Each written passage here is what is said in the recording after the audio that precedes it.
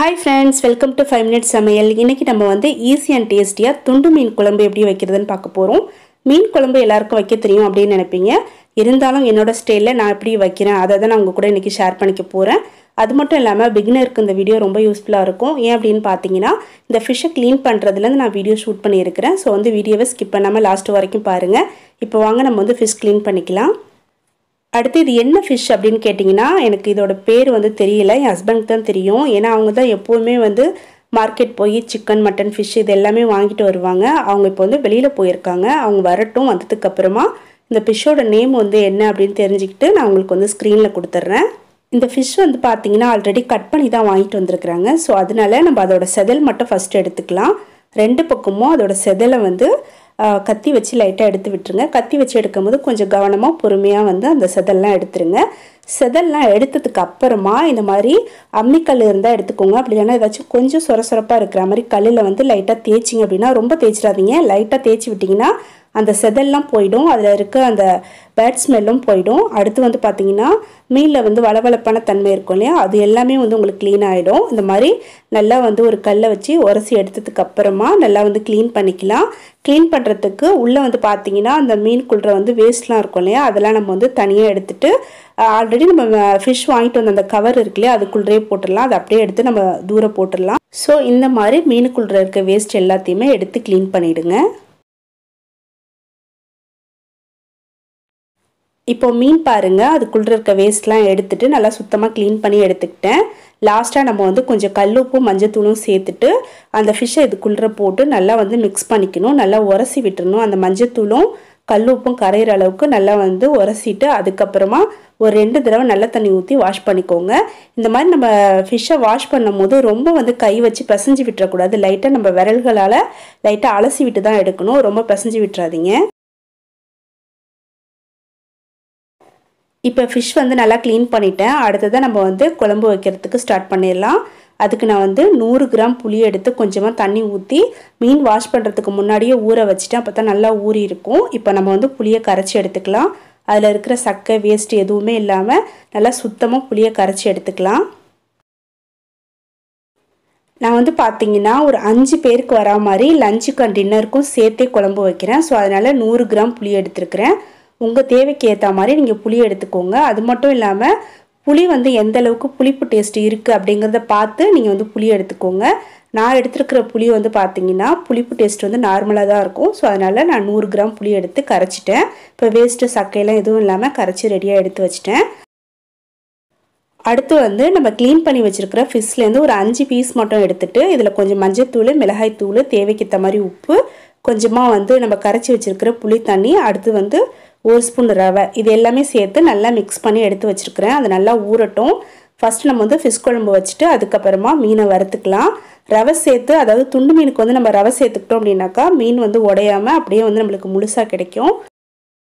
இப்போ நம்ம குழம்பு வைக்கிறதுக்கு மசாலா அரைக்க போகிறோம். அதுக்கு வந்து 1/4 மூடி தேங்காவை சின்ன சின்ன பீஸாக கட் பண்ணி சேர்த்துருக்குறேன்.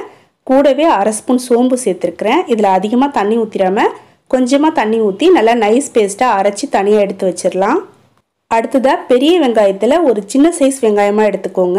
அதை வந்து இந்த மாதிரி சின்ன சின்ன பீஸாக கட் பண்ணி சேர்த்துட்டு கூட 1/2 ஸ்பூன் ஜீரகம் சேர்த்துருக்குறேன். அடுத்ததாக ஒரு பெரிய பழுத்த தக்காளி, இது 3த்தையும் ஒன்றா சேர்த்து தண்ணி எதுவும் சேர்க்காம லைட்டாக கொரப்பாக அரைச்சி எடுத்துக்கோங்க. மிக்சியில் போட்டு கொஞ்சம் கொரப்பாக அரைச்சி தனியாக எடுத்து வச்சுக்கோங்க.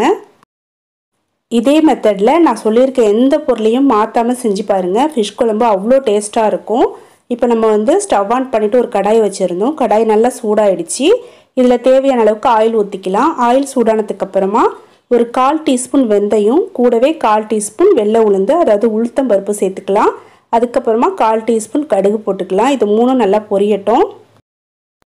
ஃபிஷ் குழம்பு பொறுத்த வரைக்கும் ஆயில் கொஞ்சம் அதிகமாகவே சேர்த்துக்கலாம். அதாவது நம்ம எப்போதுமே சமையலுக்கு யூஸ் பண்ணுற ஆயிலை விட கொஞ்சம் அதிகமாக சேர்த்துக்கிட்டோம் அப்படின்னாக்கா ஃபிஷ் குழம்பு வந்து ரொம்ப டேஸ்ட்டாக இருக்கும், பார்க்குறதுக்கும் நல்லாயிருக்கும்.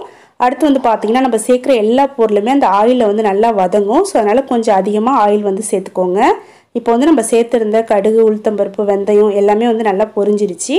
அதுக்கப்புறமா ஒரு 6-7 பல் பூண்டு வந்து சேர்த்துக்கிறேன். சேர்த்துட்டு அது லைட்டாக பொரியட்டும். அதுக்கப்புறமா நம்ம வந்து ஒரு கொத்து கருவேப்பிலை சேர்த்துக்கலாம். இது எல்லாமே சேர்த்து ஆயிலில் நல்லா பொரியும் போது நல்ல மணமாக இருக்கும். ஃபிஷ் குழம்பு வந்து ரொம்ப சூப்பராக நல்லா டேஸ்ட்டாக மணமாக இருக்கும். இப்போ வந்து பூண்டு கருவேப்பிலையெல்லாம் நல்லா வதங்கிடுச்சு. அடுத்து வந்து ஒரு பாதி வெங்காயத்தை நல்லா பொடியாக கட் பண்ணி வச்சுருந்தேன் மெல்லிஸாக, அதையும் சேர்த்துட்டு நல்லா வதக்கிக்கலாம்.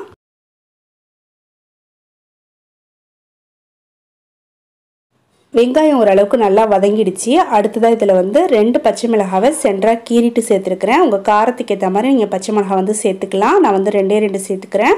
அடுத்ததாக நம்ம வந்து வெங்காயம், தக்காளி, ஜீரகம் இது மூணுத்தையும் சேர்த்து கொரப்பாக அரைச்சி வச்சுருந்தோம் இல்லையா, இந்த அளவுக்கு நல்லா கொரப்பாக அரைச்சிக்கோங்க.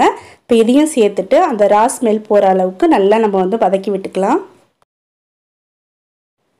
இப்போ வந்து எல்லாமே நல்லா வதங்கி வந்துருச்சு. இந்த மாதிரி நல்லா வதக்கி விட்டதுக்கு அப்புறமா அந்த ரா ஸ்மெல்லாம் போனதுக்கு அப்புறமா அடுத்து இதில் வந்து நம்ம மசாலாலாம் சேர்த்துக்க போகிறோம்.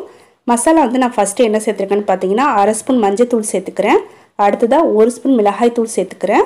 அதுக்கப்புறமா 2.5 டேபிள் ஸ்பூன் அளவுக்கு குழம்பு மிளகாய் தூள் சேர்த்துக்கிறேன். இது வந்து நான் கடையில் கிடைக்கக்கூடிய அந்த ரெடிமேட் குழம்பு மிளகாத்தூள் இருக்கு இல்லையா, அதுதான் நான் சேர்த்துக்கிறேன். நீங்கள் வீட்டில் வச்சுருக்க குழம்பு தூளும் சேர்த்துக்கலாம். நான் வந்து கடையில் வாங்கி தான் சேர்த்துருக்கிறேன். டேஸ்ட்டு ரொம்ப நல்லாயிருக்கும், இன்னும் நல்லாயிருக்கும். ஸோ அதனால் நான் வந்து கடையில் உள்ளது வந்து வாங்கி சேர்த்துக்கிறேன்.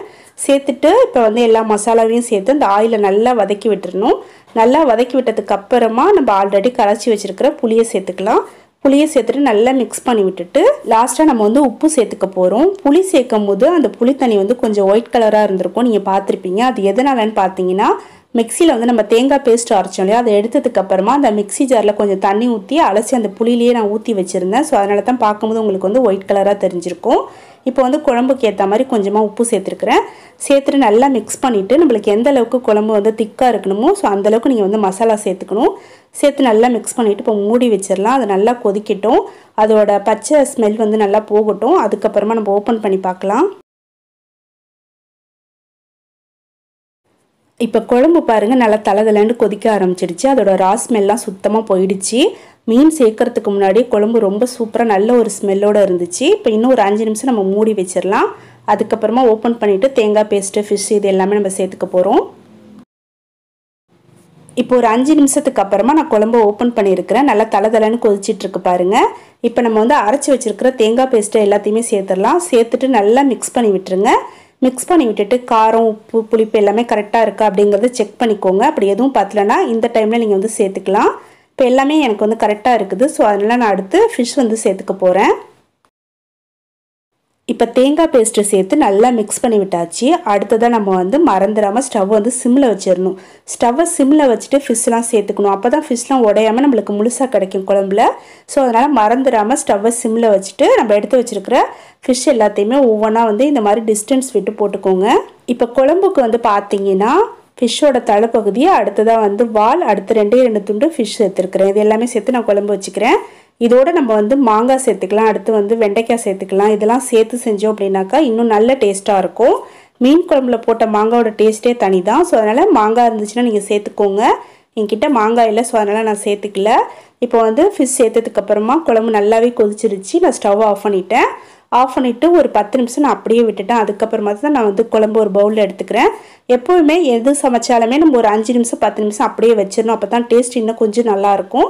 ஸோ அதனால் ஒரு 10 நிமிஷத்துக்கு அப்புறமா இப்போ நான் வந்து குழம்பு ஓப்பன் பண்ணிவிட்டு ஒரு பவுலில் எடுத்துக்கிறேன். இப்போ நம்ம போட்டிருக்க ஃபிஷ்லாம் பாருங்கள் அப்படியே உடையாமல் முழுசாக இருக்குது. அது மட்டும் இல்லாமல் நம்ம மீன் குழம்பு வைக்கும் போது சும்மா வந்து கரண்டி போட்டு கிளறி விட்டுக்கிட்டே இருக்கக்கூடாது. அடுத்து வந்து மீன் குழம்பு ரொம்ப தண்ணியாகவும் இருக்கக்கூடாது, ரொம்ப கெட்டியாகவும் இருக்கக்கூடாது. நார்மலாக இருக்கிற மாதிரி பார்த்துக்கோங்க, அப்போ தான் நல்லாயிருக்கும். இப்போ மீன் குழம்பு பாருங்கள் நல்லா சூப்பராக ரொம்ப டேஸ்ட்டாக ரெடி ஆகிடுச்சு. நான் ஒரு பவுலில் எடுத்து வச்சுருக்கிறேன். இந்த மீன் குழம்பு வந்து பார்த்தீங்கன்னா பிளெயின் ரைஸு, தேங்காய் பால் சாதம், இட்லி, தோசை இது எல்லாத்துக்குமே தொட்டு சாப்பிடலாம். ரொம்ப சூப்பராக நல்ல டேஸ்ட்டாக இருக்கும். ஸோ கண்டிப்பாக நான் சொல்லியிருக்க இதே மெத்தடில் நீங்களும் செஞ்சு பார்த்துட்டு உங்களுக்கு எப்படி வந்துச்சு அப்படிங்கிறத மறந்துடாமல் என்னோட கமெண்டில் ஷேர் பண்ணுங்கள். ஓகே ஃப்ரெண்ட்ஸ், இந்த வீடியோவை நான் இதோட முடிச்சுக்கிறேன். இன்னும் நல்ல வீடியோவில் நம்ம சீக்கிரமாக மீட் பண்ணலாம். இப்போ வரைக்கும் நம்ம சேனலை சப்ஸ்கிரைப் பண்ணாமல் பார்த்துட்ருக்கீங்கன்னா ப்ளீஸ் இப்போவே வந்து நம்ம சேனலை சப்ஸ்கிரைப் பண்ணிக்கோங்க. அதோடு விட்டுறாமல் உங்கள் ஃப்ரெண்ட்ஸ் அண்ட் ஃபேமிலிக்கும் நம்ம சேனலில் இருக்க எல்லா வீடியோஸையும் ஷேர் பண்ணுங்கள். ஓகே, இந்த வீடியோவை ஸ்கிப் பண்ணாமல் லாஸ்ட் வரைக்கும் பார்த்தவங்க எல்லாருக்கும் ரொம்ப தேங்க்ஸ். பாய்.